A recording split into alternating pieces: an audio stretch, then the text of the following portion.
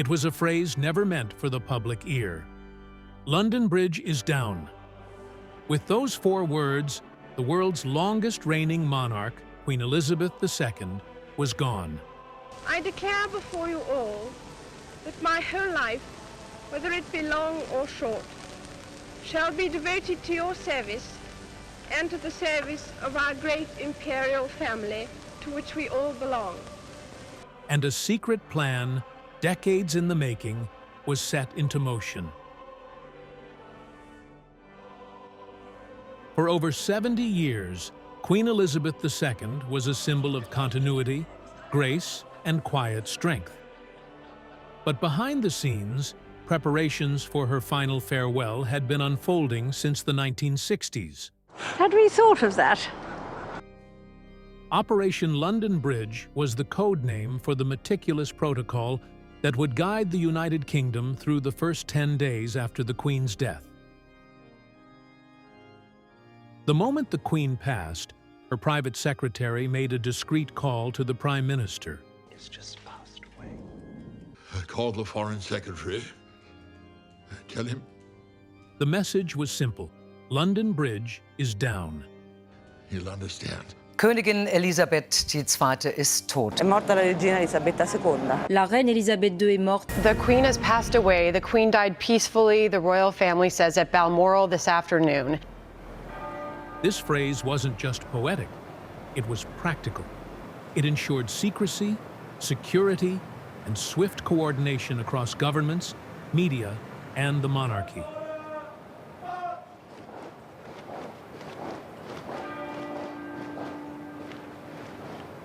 It's decades of intensive, regular, high-level planning, and that's not just because people in Whitehall and in the palaces wanted to make sure that the country coped with this moment. It's also because ceremonial, ambitious ceremonial, and getting it right is part of Britain's global brand.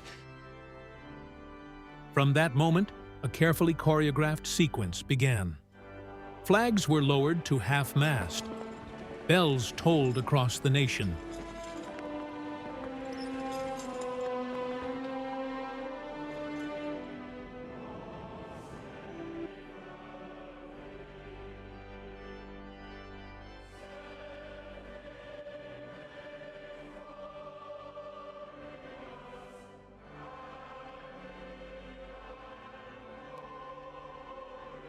As the Queen's passing was mourned, the monarchy moved forward.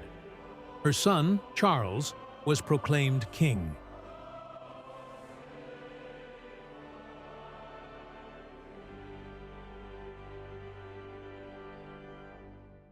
For 10 days, the United Kingdom entered a period of national mourning.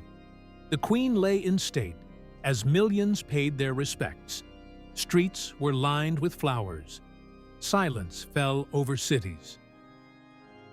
On the 10th day, the world watched as Queen Elizabeth II was laid to rest in a state funeral at Westminster Abbey.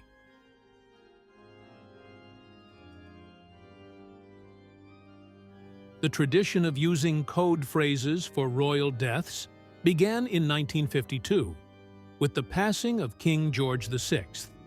At the time, the phrase Hyde Park Corner was used to discreetly inform key officials of the king's death.